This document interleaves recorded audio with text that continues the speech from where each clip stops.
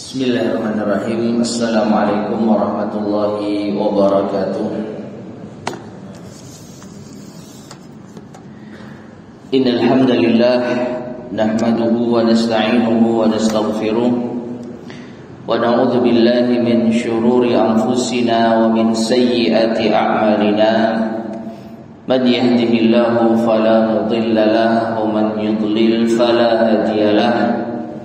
وأشهد أن لا إله إلا الله وحده لا شريك له وأشهد أن محمدا عبده ورسوله اللهم صل وسلم وبارك على نبينا محمد وعلى آله وأصحابه ومن تبعهم بإحسان إلى يوم الدين أما بعد. معاشر المسلمين, para jamaah sekalian rahimani wa rahimakumullah. Alhamdulillah, pada kesempatan di malam hari ini kita bisa melanjutkan kembali kajian kita membahas kitab Ahaditsul Akhlaq yang disusun oleh Fadilatul Syekh Abdul Razak Ibn Abdul Muhsin Al-Abbad Al-Badr hafizahumullahu ta'ala. Dan kita masih berada di dalam pembahasan yang keenam dari kitab ini, yaitu rahmatul ayal, kasih sayang terhadap keluarga. Dalam hal ini adalah anak keturunan kita. Dan pada pertemuan yang lalu kita telah membaca hadis Anas bin Malik radhiyallahu ta'ala anhu dan juga Aisyah radhiyallahu ta'ala anha, bagaimana seorang ibu benar-benar memiliki kasih sayang yang luar biasa terhadap anak-anaknya. Itu tatkala Aisyah kedatangan seorang wanita yang membawa dua anaknya dalam keadaan lapar, dan Aisyah hanya memiliki 3 butir kurma. Maka dari ketiga butir kurma tersebut, yang 2 dibagikan kepada kedua anaknya, yang 1 ditahan. Namun setelah kedua anak tersebut memakan kurma masing-masing yang telah diberikan ibunya, ternyata mereka berdua masih merasa lapar. Dilihat dari apa? Pandangan kedua anak tersebut kepada ibunya. Maka ibunya pun membagi 1 butir kurma yang tersisa untuk keduanya. Nah, melihat hal ini, maka Aisyah radhiyallahu taala anha merasa takjub. Maka tatkala beliau mengabarkan hal ini kepada Rasulullah sallallahu alaihi wasallam, beliau bersabda, "Wa ma yujibuki min dzalik laqad rahimahallahu bi rahmatihima atau birahmatiha sabiyaiha." Mengapa engkau heran terhadap hal seperti itu? Sungguh Allah telah merahmatinya. Allah telah merahmati wanita tersebut dengan kasih sayangnya kepada kedua anaknya. Nah, ini menunjukkan bagaimana seorang ibu itu memiliki kasih sayang yang besar kepada anaknya, yang dengan sebab itulah Allah akan mengasihinya, Allah akan merahmatinya. Baik. Kemudian ma'asyar muslimin rahimani wa rahimakumullah, berikutnya Syekh Abdul Razak membahas tentang perkara doa. Tentang perkara doa. Berkata al-muallif hafizahullah, wa da'watul walidi li auladihi mustajabatun, dan doa orang tua terhadap anak-anaknya mustajab, la turad, tidak ditolak. Kama thabata an Rasulillah sallallahu alaihi wasallam, sebagaimana yang telah tetap dari Rasulullah sallallahu alaihi wasallam, annahu qala, bahwasanya beliau bersabda, thalathu da'awatin mustajabatun la syakka fihin, ada 3 doa-doa yang mustajab yang tidak diragukan lagi. Yang pertama da'watul walid, doa orang tua. Tentu yang dimaksud adalah doa orang tua terhadap siapa? Anaknya. Ya, bukan doanya orang tua. Ya, bukan doanya orang tua, yaitu siapapun yang sudah merasa tua. Yang usianya berapa Pak kalau tua itu Pak?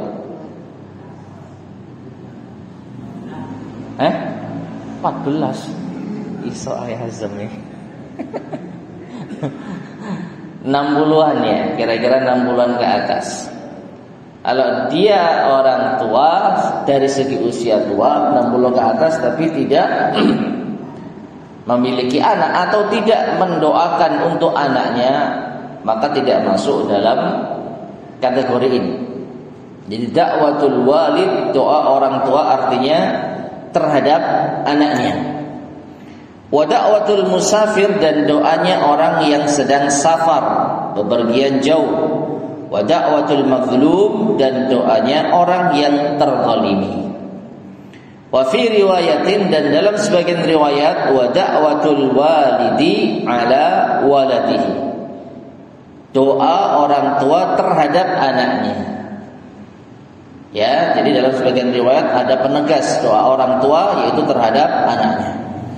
Taib ma'asyar muslimin rahimani wa rahimakumullah. Inilah diantara 3 doa mustajab. Kita katakan diantara karena banyak lagi atau ada lagi yang lainnya. Ya, seperti berdoa ketika sedang berpuasa, ketika berbuka. Ada lagi doa diantara iqamah, adzan dan iqamah, dan banyak-banyak lagi. Ya, banyak-banyak lagi. Taib. Kemudian disebutkan di sini oleh al-muallif hafizahullah. Dari hadis ini, maka faminar rahmati bil aulad, maka sebagai bentuk kasih sayang terhadap anak-anak, kasratud du'a ilahum bil khair, yaitu memperbanyak doa kebaikan bagi mereka. Wal hadar minad du'a'i alaihim bisyarr, dan hati-hati dari mendoakan keburukan atas mereka. Ya. Jadi doa orang tua yang baik terhadap anak ini adalah salah satu bentuk tanda kasih sayang orang tua kepada anak-anaknya. Di antara. Sehingga kalau ada orang tua tidak pernah mendoakan kebaikan bagi anaknya, maka dipertanyakan kasih sayangnya. Benar enggak dia sayang sama anaknya? Ya, mengaku sayang tapi tidak pernah mendoakan kebaikan bagi anaknya. Nah ini. Dan beliau juga mewanti-wanti jangan sampai mendoakan keburukan terhadap anak. La siyama fi hadil ghadab, terlebih dalam kondisi marah. Kenapa? Karena dalam hadis tadi Rasulullah sallallahu alaihi wasallam tidak mengatakan doa mustajab itu doa orang tua yang baik-baik kepada anaknya. Tapi Nabi mengatakan apa? Da'watul walidi li waladihi atau ala waladihi. Da'watul walidi ala waladihi. Ya, kalau kita lihat yaitu riwayat yang tadi kedua, yaitu yang diriwayatkan oleh Imam Ahmad, yang ada tambahan da'watul walidi ala waladihi, malah bisa dikatakan lebih mengerikan. Kenapa? Karena ala itu digunakan untuk konotasi. Ya. Seperti kalau kita pernah mendengar doa nikah, pernikahan, barakallahu laka wa baraka alaika. Apa artinya barakallahu laka? Semoga Allah memberkahimu dalam kebaikan. Ketika engkau sedang mendapatkan kebaikan, ketika engkau sedang dalam kondisi baik-baik saja. Wa baraka alaika, dan semoga Allah memberkahimu alaika dalam kondisi yang tidak baik-baik saja. Jadi kata ala itu bermakna konotasi, sehingga dakwatul walidi ala waladihi itu bisa kita maknai doa orang tua yang buruk kepada anaknya. Ya. Nah, maka dari itu harus hati-hati ketika mendoakan anak. Doakan yang baik-baik. Jangan sampai mendoakan yang buruk-buruk. Karena apa? Doa orang tua terhadap anaknya mustajab, mau baik ataupun mau buruk. Terlebih yang buruk. Allahu a'lam bishawab. Kenapa? Karena kondisi orang tua kalau doa sudah mendoakan keburukan pada anaknya biasanya tulus. Enggak ada orang tua mendoakan keburukan anaknya guyon. Semoga anak saya ketabrak mobil, guyon enggak ada. Tapi kalau sudah ngomong semoga anak saya misalnya tabrak mobil atau apa, ini tanda kalau dia sudah benar-benar apa? Sudah benar-benar sakit hati. Ya. Dan tentu ada hal-hal yang tidak mengenakan yang dialami orang tua terhadap dari apa? Anaknya. Kena lagi dia wa da'watul mazlum, termasuk mustajab. Orang tua dizalimi anak, marah, emosi, meminta kepada Allah keburukan pada adanya jadi. Ya. Dan di antara doa mustajab tentang hal ini yang tercatat di dalam sejarah yang kita kenal semua, doanya siapa? Ada yang tahu? Ya. Yang tercatat dalam sejarah dalam artian yang ya kita sudah tahulah. Kisahnya siapa? Hah? Nah, ibunya Juraij. Sudah pernah kita bacakan kan hadisnya? Ya. Juraij dipanggil orang tuanya ibunya ketika sholat, ternyata lebih memilih meneruskan sholatnya sampai 3 kali ibunya berdoa. Ya, demi Allah tidak akan mewafatkanmu sehingga engkau diperlihatkan di hadapan para pezina. Doa buruk atau doa baik? Kok baik? Masa buruk, masa baik, Pak? Doa buruk toh, Pak? Ya. Jadi diperlihatkan di hadapan para pezina, tentu ini hal yang keburukan. Jadi matamu Allah tidak akan mewafatmu sebelum engkau memandang atau engkau dipandang oleh para pezina. Para wanita pezina. Ya. Dan akhirnya Allah kabulkan meskipun itu melalui fitnah. Itu Juraij dituduh telah berzina dengan seorang wanita, kemudian melahirkan anak, lalu wanita ini mengaku dia dizinai oleh Juraij, padahal dia dizinai oleh seorang penggembala. Yang pada intinya masyarakat akhirnya marah kepada Juraij, para ahli ibadah kok ternyata perbuatannya bejat seperti ini, hingga akhirnya dia diusir, ya, ditangkap, lalu dibawa kepada raja, lalu rumah ibadahnya dihancurkan. Nah, di saat itulah Juraij diarak, kemudian dipertontonkan di hadapan manusia termasuk para pezina. Saat itulah Juraij tersenyum. Ya, sehingga cerita pada akhirnya, kenapa engkau tersenyum padahal engkau telah merasakan hal seperti ini? Maka Juraij mengatakan, aku telah mendapatkan doa dariku. Ya, artinya doa ibu itu mustajab.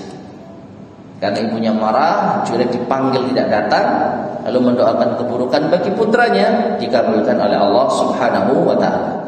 Jadi orang tua jangan mendoakan keburukan pada anaknya, terlebih dalam kondisi marah.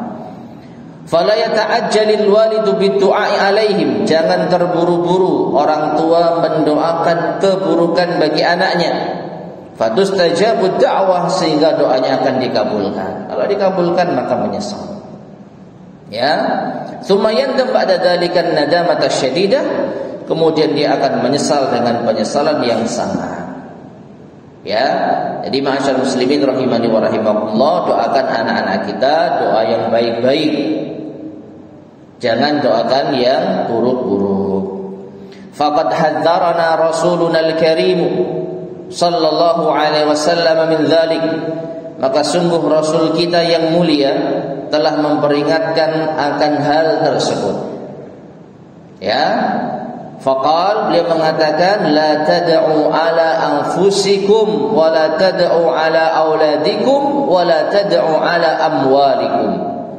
Janganlah kalian doakan keburukan bagi diri kalian, janganlah kalian doakan keburukan bagi anak-anak kalian, janganlah kalian doakan keburukan bagi harta-harta kalian.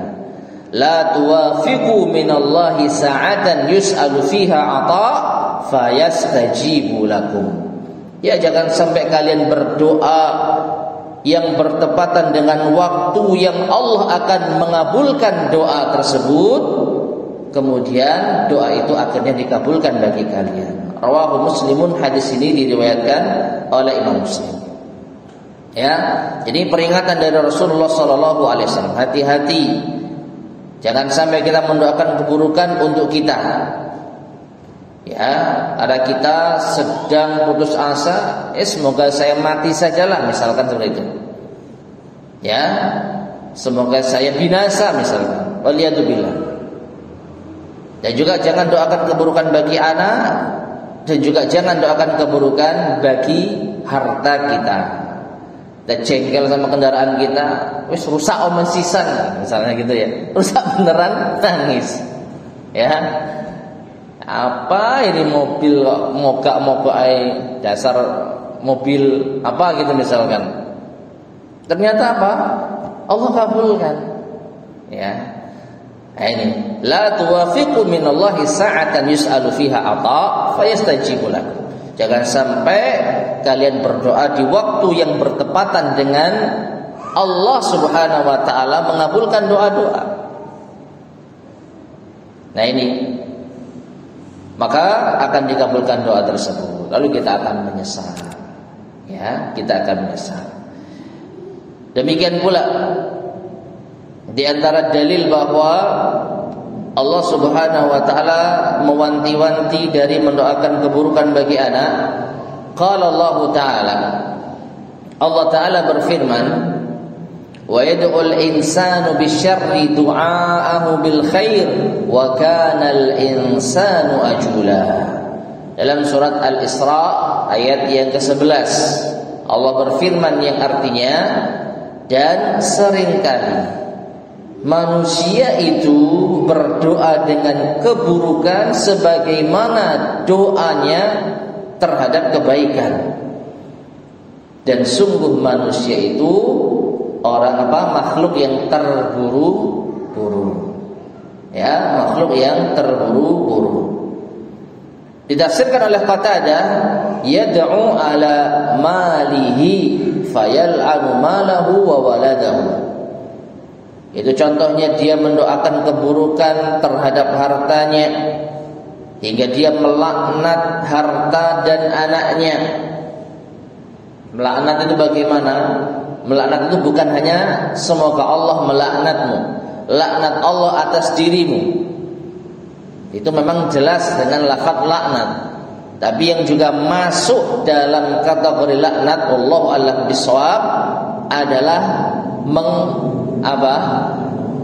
bahasa Jawanya misui anak.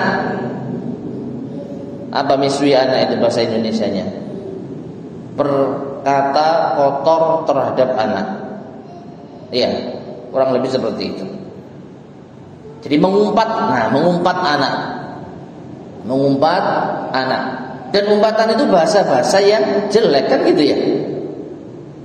Gak ada orang tua emosi marah sama anaknya, dasar kamu pinter gitu.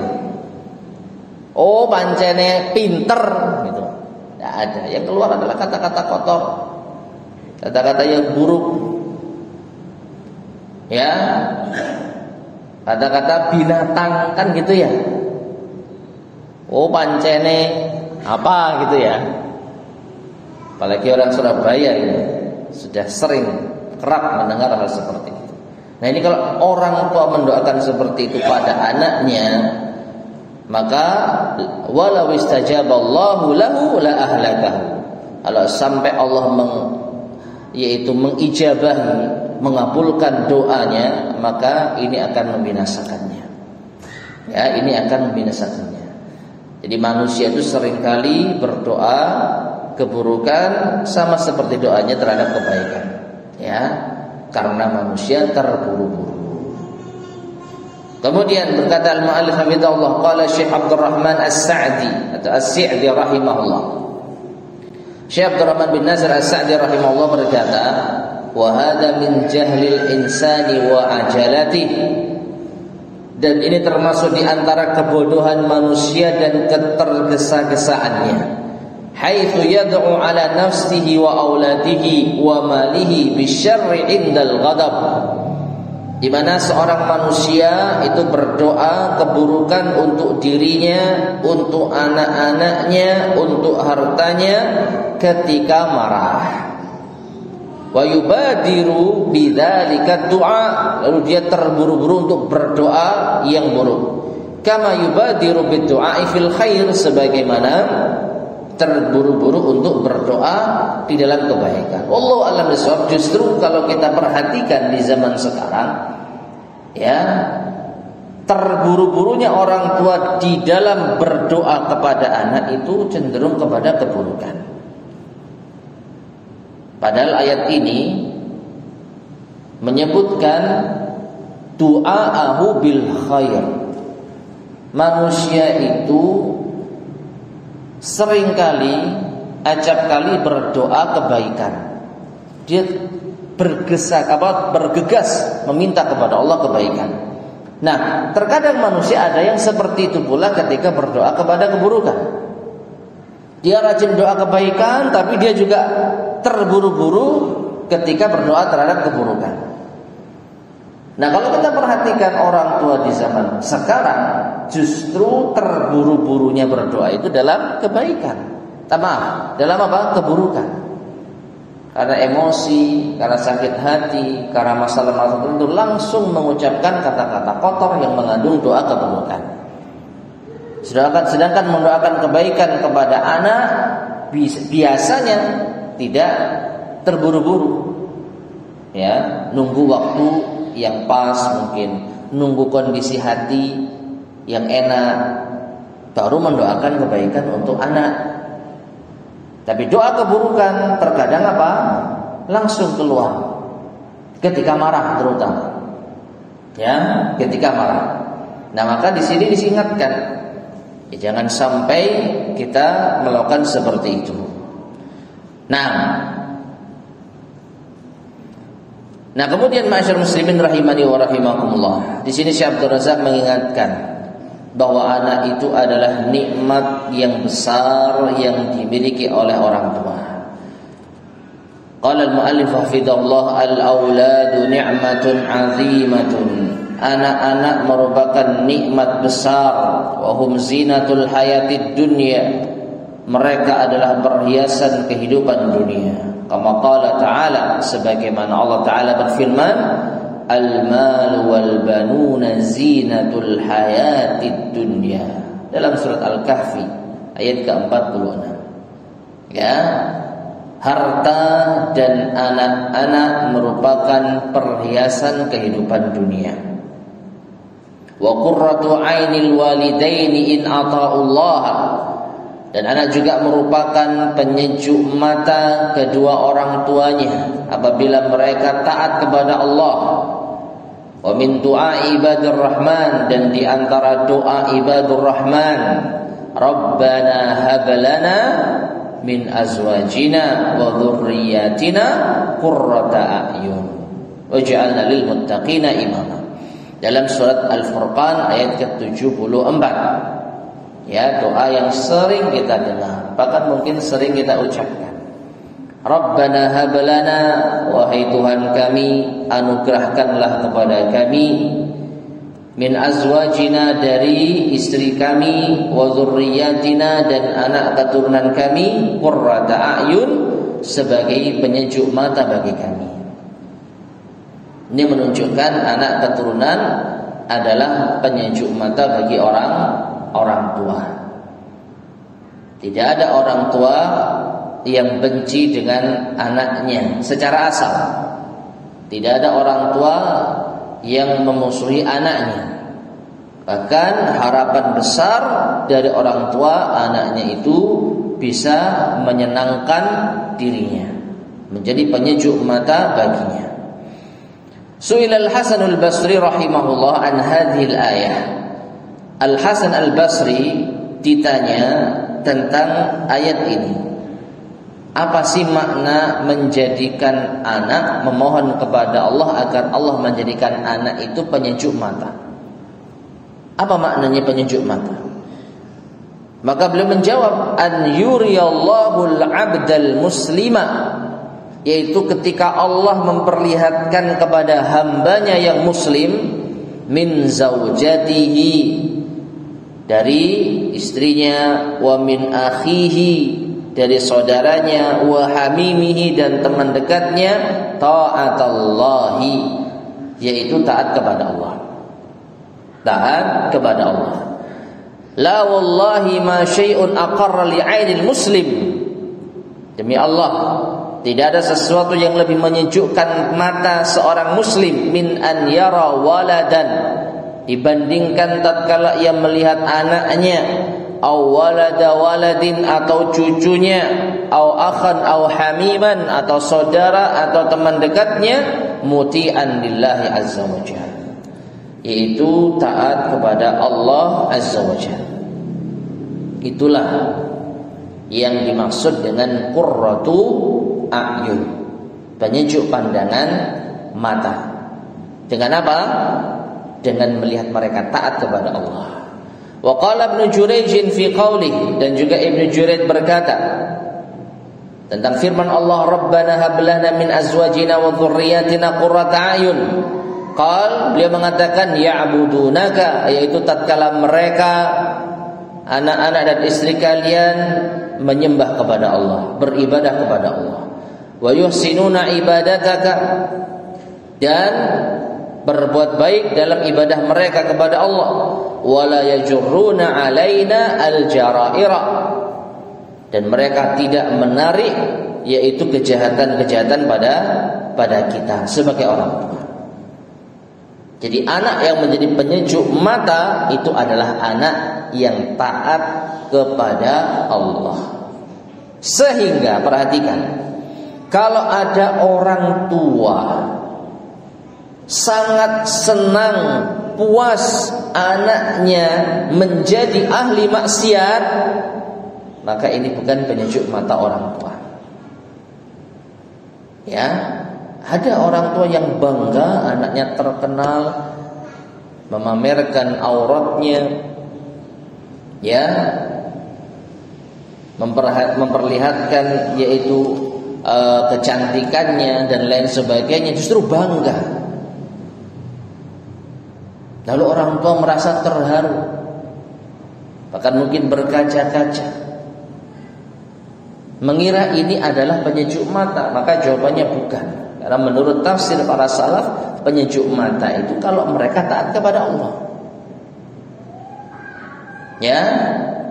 Dan sebaliknya, kalau ada orang tua yang mungkin belum mendapatkan hidayah, sehingga jengkel dengan anaknya yang saleh dan salehah, nggak senang anaknya itu yaitu menutup aurat kalau dia wanita, tidak senang kalau anaknya itu tidak sering keluar rumah, maka pada hakikatnya Allah telah memberikan penyejuk mata baginya yang dia tidak menyadarinya.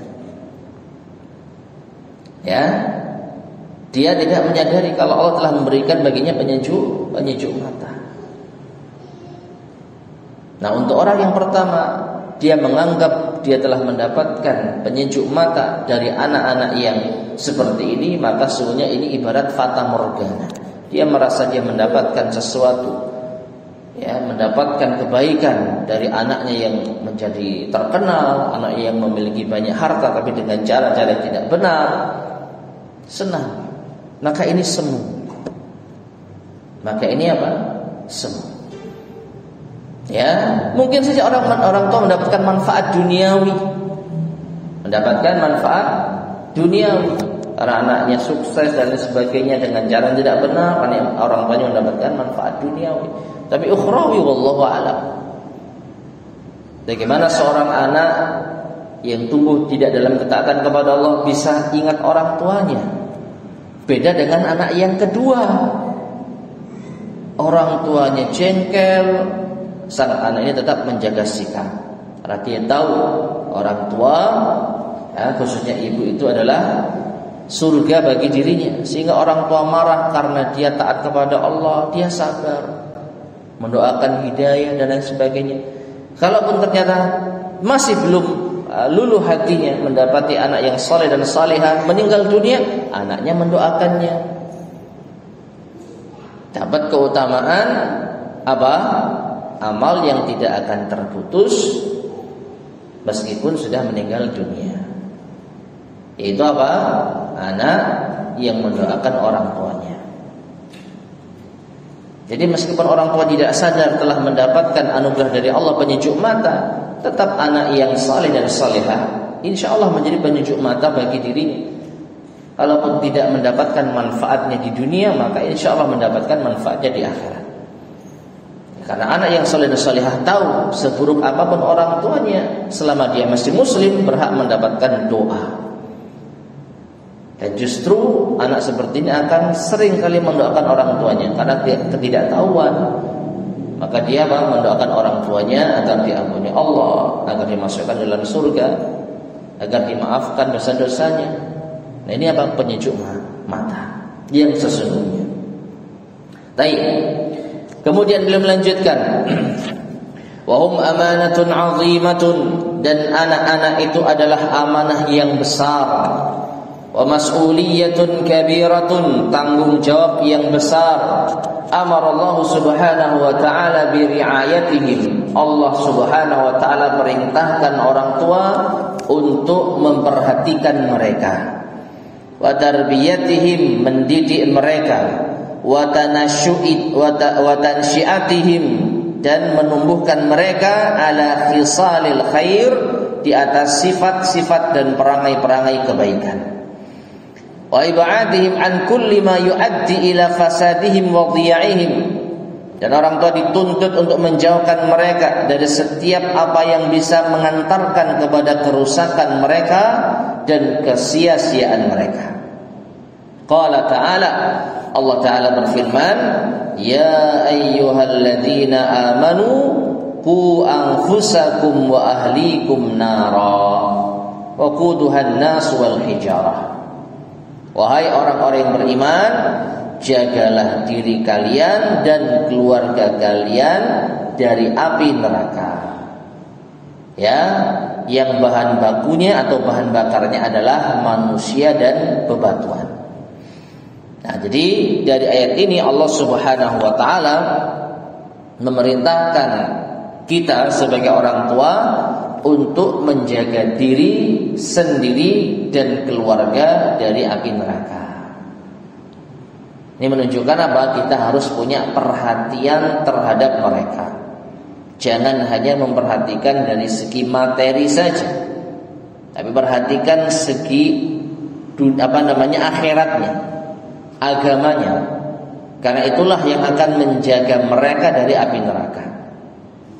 Menjaga keluarga kita dari api neraka adalah agama, taat kepada Allah Subhanahu wa taala. Kemudian al-muallif membawakan hadis Ibnu Umar, hadis yang cukup masyhur. An Ibnu Umar radhiyallahu anhuma, anin Nabi sallallahu alaihi wasallam annahu qala. Dari Ibnu Umar radhiyallahu anhuma, dari Nabi sallallahu alaihi wasallam bahwasanya beliau bersabda, ala kullukum ra'in wa kullukum mas'ulun an ra'iyatihi. Ketahuilah, setiap kalian adalah pemimpin dan setiap kalian akan dimintai pertanggungjawaban atas kepemimpinannya. Fal amirul ladzi 'alan nasi ra'in, maka pemimpin manusia mereka adalah yang bertanggung jawab, wa huwa mas'ulun an ra'iyatihi, dan dia akan dimintai pertanggungjawaban atas kepemimpinannya, pemimpin negara dan lain sebagainya. Pokoknya memimpin manusia, baik itu skala kecil maupun skala yang besar. Warrajulu, dan seorang laki-laki, ra'in, adalah pemimpin, ala ahli baiti, minimal bagi siapa? Keluarganya. Wa huwa mas'ulun anhum, dan dia akan dimintai pertanggungjawaban atas mereka. Atas siapa? Keluarga. Ya, laki-laki pemimpin bagi anak istrinya, dan dia akan dimintai pertanggungjawaban atas perbuatan anak istrinya.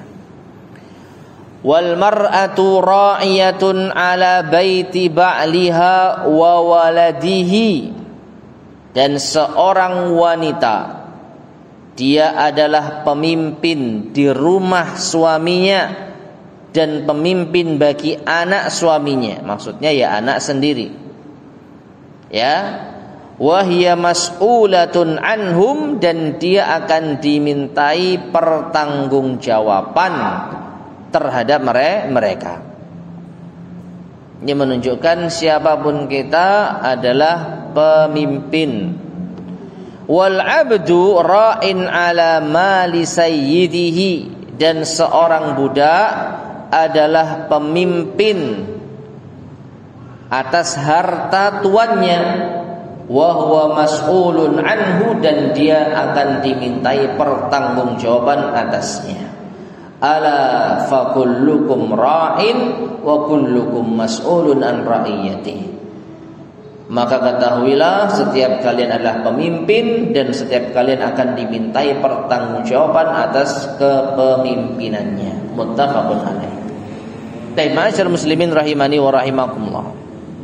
Fokus utama hadis ini adalah orang tua, ayah dan ibu. Ayah menjadi pemimpin bagi keluarganya, mencakup istri dan anak-anaknya. Ibu menjadi pemimpin bagi rumah suaminya, ya, harta yang ditinggalkan oleh suaminya, maksudnya ketika suami sedang mencari nafkah, ketika suami sedang keluar rumah, maka pemimpin rumah suami siapa? Istri. Dan dia juga memimpin anak suaminya, maksudnya anaknya. Ya. Jadi baik laki-laki maupun wanita, mereka memiliki minimalnya rakyat. Karena lawan dari pemimpin kan rakyat, kan gitu ya. Memiliki rakyat minimal siapa? Anak mereka. Dan mereka itu akan dimintai pertanggungjawaban atasnya. Kenapa anakmu demikian? Mengapa anakmu berbuat demikian? Ya, orang tua tidak bisa lepas tangan. Orang tua bertanggung jawab. Meskipun sang anak sudah dewasa, minimal orang tua akan dimintai pertanggungjawaban. Apakah sudah kau beritahu anakmu? Apakah engkau sudah memberikan nasihat kepadanya? Apakah engkau sudah mengarahkannya? Apakah engkau sudah mendoakannya? Dan orang tua kalau sudah melakukan hal-hal tersebut, maka memang kita katakan hidayah di tangan Allah Subhanahu wa ta'ala. Dan seperti yang kita sampaikan di pertemuan yang lalu, seorang nabi pun tidak kuasa untuk menjadikan anaknya beriman. Tetapi ada upaya. Para nabi tidak diam terhadap kemungkaran yang dilakukan oleh keluarga mereka. Ada dakwah, meskipun ditentang, meskipun dimusuhi, meskipun ditolak, tapi ada upaya. Nah demikian pula dengan orang tua seperti kita, setidaknya ada upaya memberikan nasihat, memberikan teguran, mendoakan. Setelah itu baru kita serahkan kepada Allah. Kalau Allah berikan kebaikan, alhamdulillah, ya. Tapi kalau Allah Subhanahu wa ta'ala berkehendak lain, Allah Maha tahu mana yang terbaik bagi anak-anak kita dan kita. Ya. Sehingga jangan merasa kita itu sikap yang salah dari orang tua.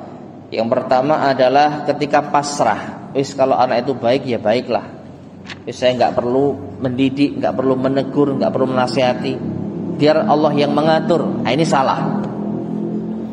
Ya, memasrahkan urusan anak kepada Allah tanpa usaha. Ya. Demikian pula Pak, pokoknya saya sudah bertugas, misalkan masukkan ke pesantren, masukkan ke sekolah Islam favorit. Di rumah ya sudah, nggak ada apa-apa. Sudah merasa sudah menunaikan tugas sampai di sini. Tapi tidak ada kontrol, tidak ada nasihat, tidak ada doa. Nah, ini keliru. Ya. Dan kesalahan yang kedua, merasa bersalah ketika sudah melakukan usaha-usaha yang terbaik untuk anak. Sudah dinasihati, kemudian sudah ditegur, sudah didoakan, tapi merasa ya Allah, ya, apa salah saya? Kenapa anak saya kok tidak bisa baik? Jadi menyalahkan diri sendiri. Ya. Merasa dirinya apa? Yaitu tidak sanggup, bahkan mungkin cenderung frustasi. Anaknya orang lain baik-baik, gitu ya. Padahal di antara mereka ada yang tidak terlalu diperhatikan, sedangkan anak sendiri sudah diperhatikan, sudah diberi nasihat, sudah disabari, sudah didoakan. Kok nggak baik-baik? Akhirnya frustasi. Ya, maka ini adalah kesalahan. Maka sikap yang tepat ketika kita berbuat maksimal, berdoa kepada Allah, serahkan kepada Allah. Ya. Dan Allah Maha tahu mana yang terbaik buat kita dan anak kita. Nah, kemudian ma'asyiral muslimin rahimani wa rahimakumullah. Dari hadis tadi Syekh Abdul Razak menjelaskan, faqauluhu mas'ulun, maka sabda Rasulullah sallallahu alaihi wasallam mas'ulun, setiap kalian adalah pemimpin dan mas'ulun. Apa itu? Kalian akan dimintai pertanggungjawaban. Kata beliau, tadzkirun, ini adalah peringatan. Bisu'alillahi jalla jalaluhu lil 'abdi, bahwa nanti Allah akan menanyakan hal tersebut kepada seorang hamba, an hadhil amanat, dari amanah-amanah ini. Jadi poin utamanya anak itu apa? Amanah, sehingga ada pertanggungjawaban. Kalau anak bukan amanah, maka Allah tidak akan memintai pertanggungjawaban orang tua. Sebagaimana dalam keseharian kita ada amanah jabatan, ada amanah harta, ada amanah kedudukan, dan ini ada pertanggungjawabannya. Kenapa diminta pertanggungjawaban? Karena ini amanah. Kalau bukan amanah, ya biarkan saja. Tapi karena ini amanah, maka dimintai pertanggungjawabannya. Baik, sudah masuk Isya, bisa adzan terlebih dahulu. Tafadhal, silakan.